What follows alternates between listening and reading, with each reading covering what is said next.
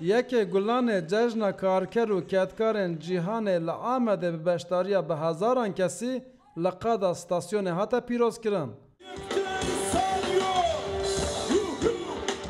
جبر شهر و پفچونن لباکور دمتینگ ده زدتر پیامن siyasi derketin peş.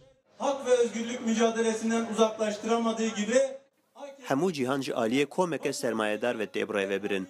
Ji ber vê yekê jî bêedaletiyeke mezin heye. Gelê Kurd jî divê dew û doza maf û azadiyan û avakirina xweseriya demokratîk bi hev re bike.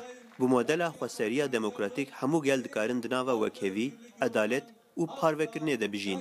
Em dixwazin vê modelê Tirkiye û li rojhilata navîn cîb bikin.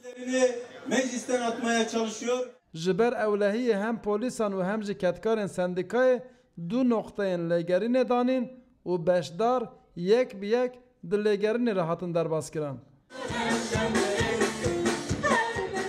Kesên tevlî pîrozbahiyê bûn jî hem daxwaza heqdestekê wekhev û hem jî daxwaza aştiyeke mayînde kirin.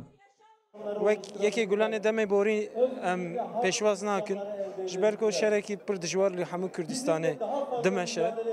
Ji bo îşçiya ew zilmê ku têkirin newekirinî diye zû dixwazin. Em dixwazin ki ano bira kes nemre.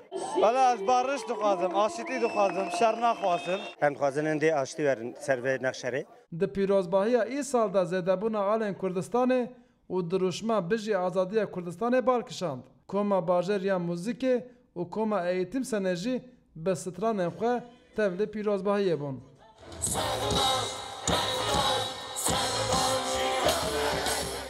Ji ber şer û pevçûnê ku li Bakurê Kurdistanê diqewimin îsal di yekê gulanê de ji daxwaza heqdestên wekhev zêdetir daxwaza aştiyeke mayînde derkete pêş. Maşallah dekak, Rûdaw